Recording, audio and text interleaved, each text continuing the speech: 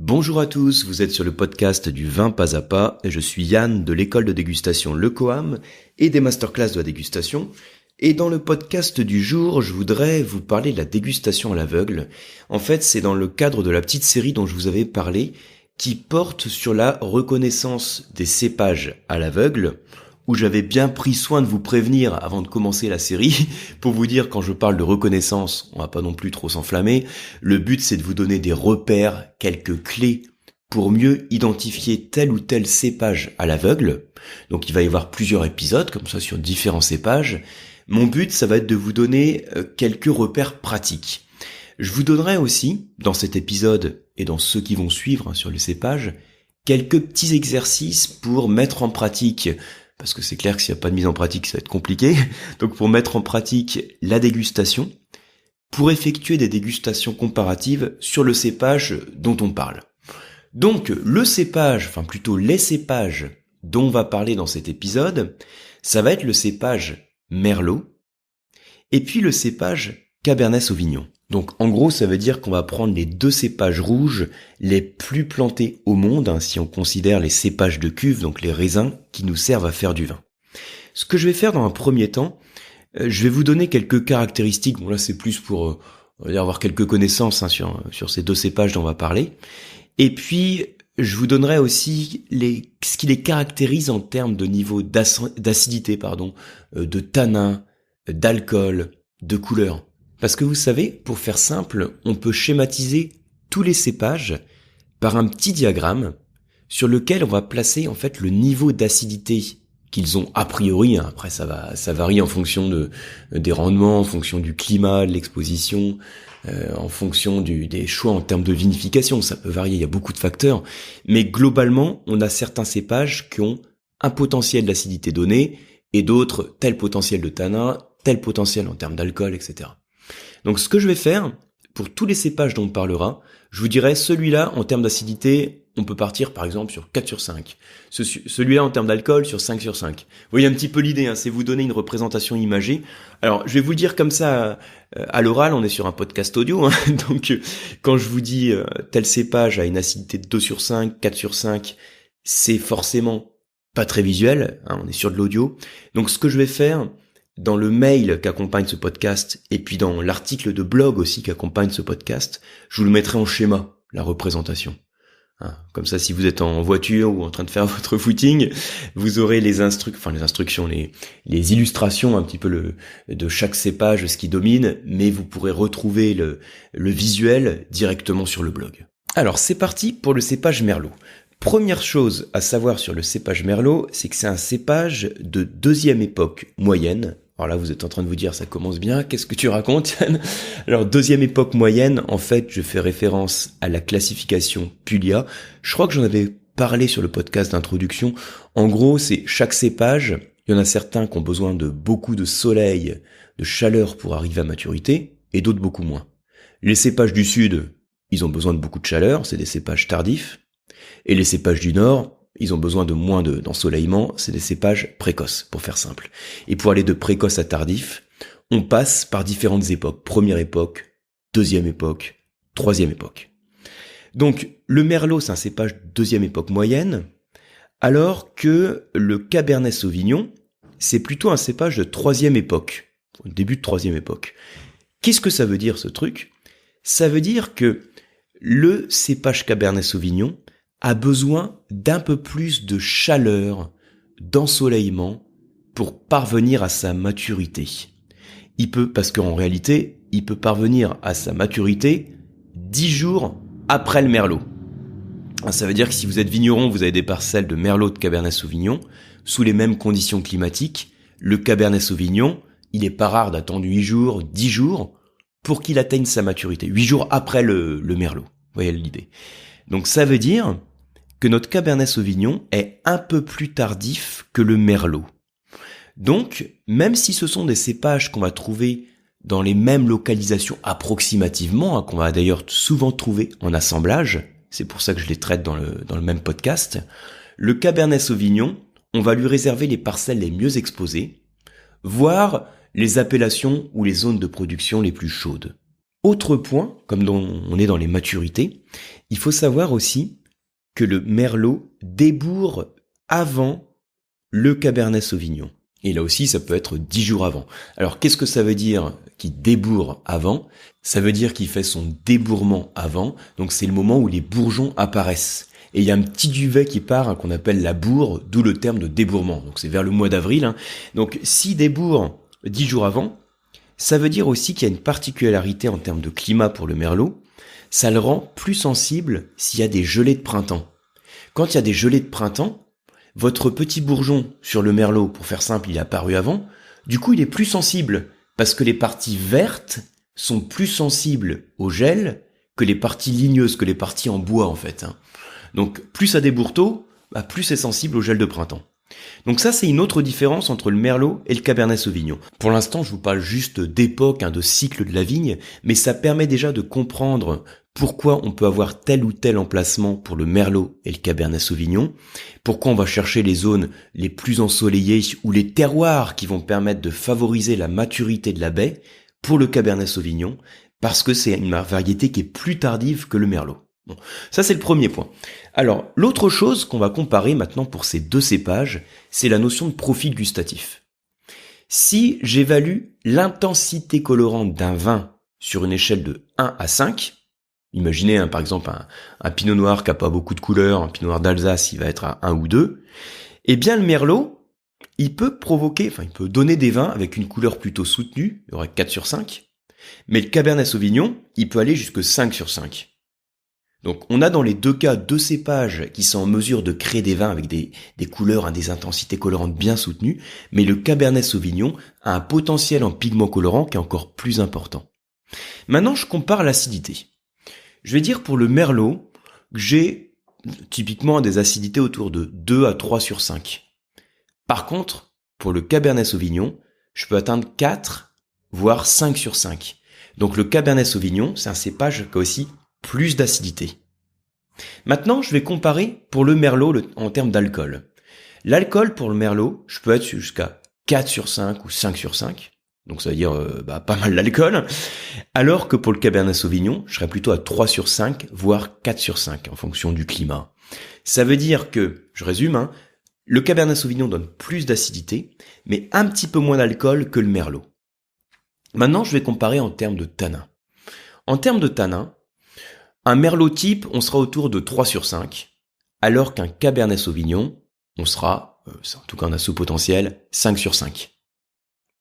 Du coup, je reprends le petit comparatif, ça c'est mes profils gustatifs de merlot, cabernet sauvignon. Je vous répète, sur le mail ou en tout cas l'article de blog que je mets avec le podcast, je vous mets les deux petits profils gustatifs, ce sera un peu plus visuel. Mais en tout cas, le truc à avoir en tête, c'est que globalement, le cabernet sauvignon donne plus de couleurs, plus d'acidité, plus de tanin. Et le merlot, il donne plus d'alcool.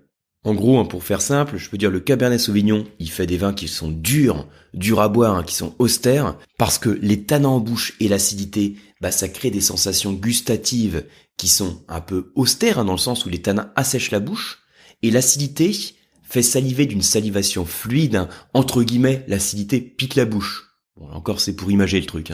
Alors que le merlot, il donne des vins, entre guillemets, plus faciles à boire, parce que on sait que la douceur, elle est toujours plus facile que la nervosité. C'est un peu la phrase clé à retenir. La douceur est plus facile que la nervosité. Et qu'est-ce que c'est que la douceur ? C'est l'alcool. Ça peut être le sucre qui crée une douceur en bouche, mais l'alcool contribue à cette rondeur, à cette douceur.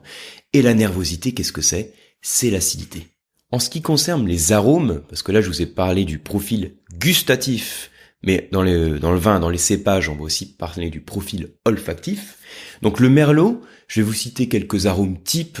Je peux vous citer la prune, la mûre, les notes de fraise, de cerise, d'eucalyptus, qu'on peut retrouver dans le cabernet sauvignon d'ailleurs. Et le cabernet sauvignon, donc je reprends l'eucalyptus, les notes de cassis, de fruits noirs, de griotte. On va retrouver aussi des notes de mûre, là on est encore sur cette dominante de fruits noirs. Et quand le cabernet manque un petit peu de maturité, donc s'il est vendangé peut-être un petit peu tôt, ou on a un millésime qui l'empêche de parvenir à sa pleine maturité, vous allez éventuellement retrouver quelques notes végétales de poivron vert. D'ailleurs, en dégustation à l'aveugle, très souvent quand on retrouve des notes de poivron, on a un peu ce réflexe de penser au cépage Cabernet. Alors là, ça pourrait être Cabernet Franc ou Cabernet Sauvignon d'ailleurs.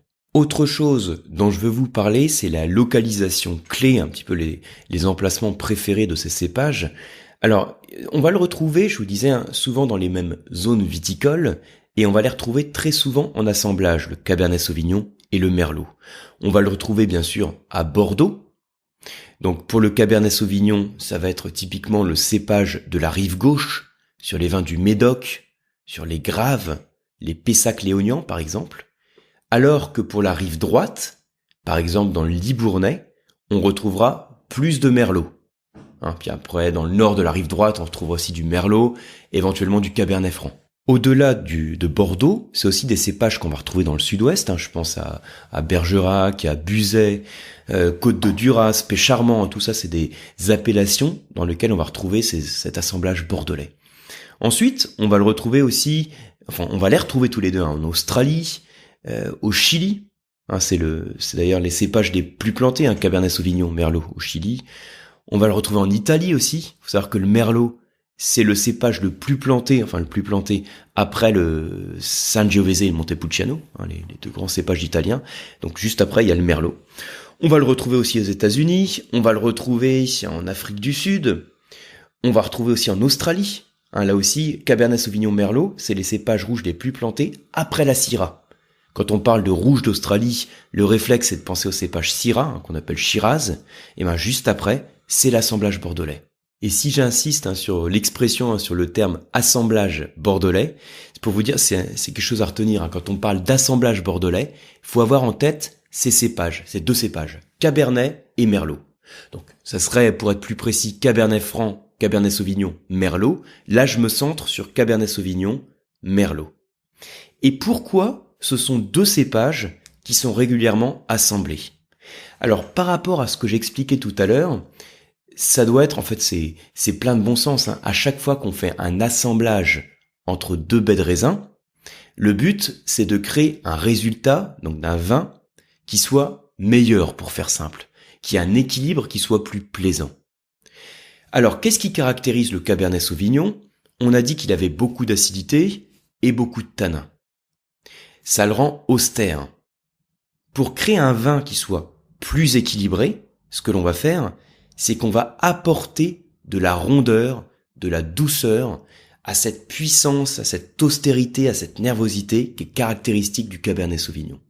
La rondeur, elle va être apportée par le Merlot.